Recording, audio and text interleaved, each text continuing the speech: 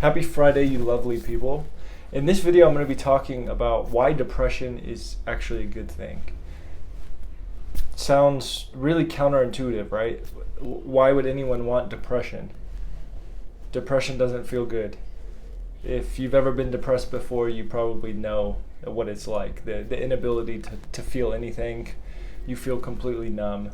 This is why some people cause harm to their own bodies or even choose the decision to self-delete because the feeling of being depressed and not being able to feel anything or want to do anything for such a long period of time causes them to make a decision like that. And there are levels to this. Like, I've only probably scratched the surface compared to what many people have endured in terms of depression, so I'm not going to sit here and act like I'm an expert in the topic. But I do know it's a human condition. If you're going through it right now, chances are most people that you've talked to have gone through it in some form. Now, there are some people who have different brain chemistry, and that would require them to get on medicine. But for the sake of this video, I'm going to talk to the general public, the people who don't have long-term depression. But even if you do have long-term depression, this can still apply to you. And I shouldn't have to say this, but this is not medical advice. With that being said, this past week, 2 weeks, I got really, really depressed. And that was, in my own head now, that I'm looking back in retrospect, in direct correlation to me consistently thinking about the future. I think Sun Lao, I don't know the name. Somebody posted in the comments below. He said, depression is thinking about the past, anxiety is thinking of the future, and the best medicine is the present. That's not verbatim, but I was constantly thinking about the future, and because of that, I got depressed because I wasn't where I wanted to be, right? And I learned a very valuable lesson, and this is why I'm shooting this video now. I want to share this with you guys because I wish I knew this before when I was in my lows. So when I was really depressed, I am usually a very high energy person. I'm an entrepreneur. I have a lot of energy dedicated towards serving people, and that's my job, right? I just hit a wall. I had no desire to get out of bed. I didn't want to work out anymore. I wanted to lay in bed and watch Netflix all day. And even then, I couldn't recharge. I got to a point where I was like, I'm going to completely quit the business one day. I was just like, I'm done. And that was just me in a complete low. And one form of advice I'll give you is not to make decisions when you're extremely depressed.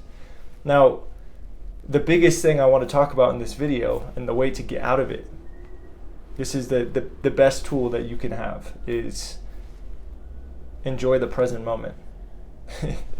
It sounds ridiculous, right? I'm depressed, I can't enjoy it.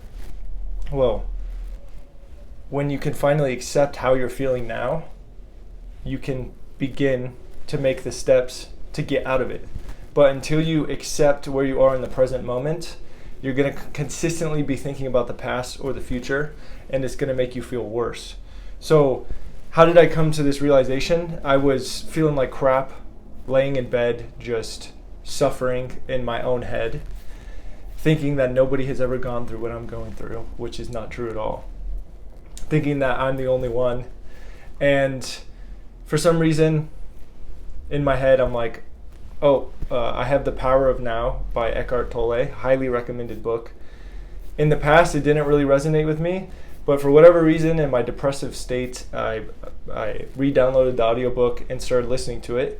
And what's it all about? It's all about living in the present moment, and that our pain and our suffering is generally in direct correlation to us not loving and living in the present moment. Even if you are in complete suffering, the denial of that present moment and trying to think about the future or the past, or to try to get out of the present by drinking alcohol or consuming drugs, it's a lack of acceptance with reality. And when we can finally accept the reality that we're living in, that's when we can transmute the pain that we're living in and transform it into a better vision, into a better livelihood, into more health.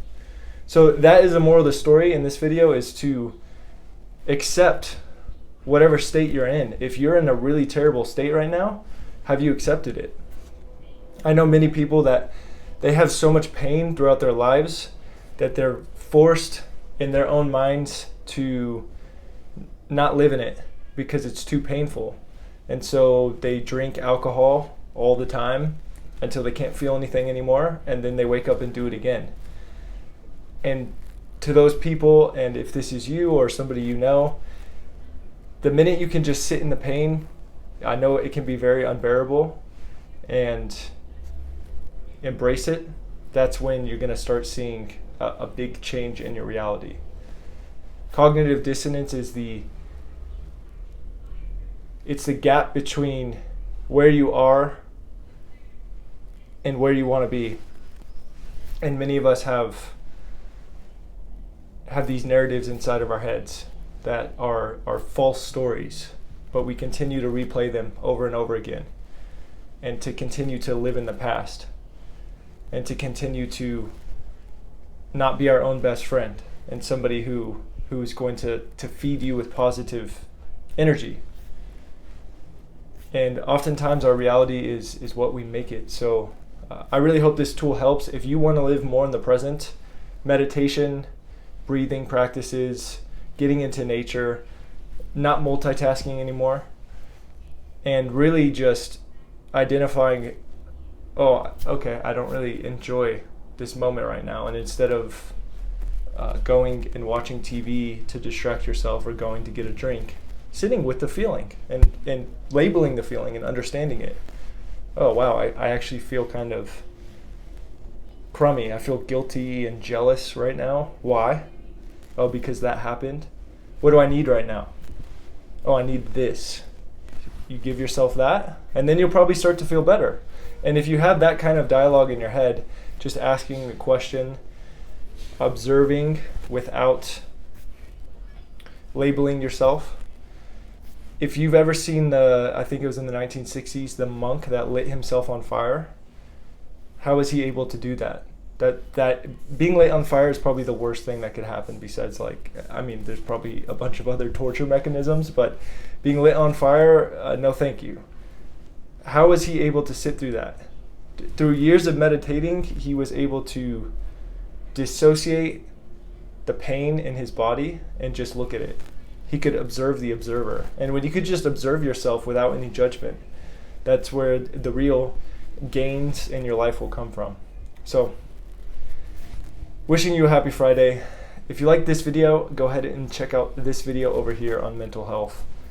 Very important topic. We need to talk about it more. And if you haven't already, hit the subscribe button. It helps the channel. Talk to you later.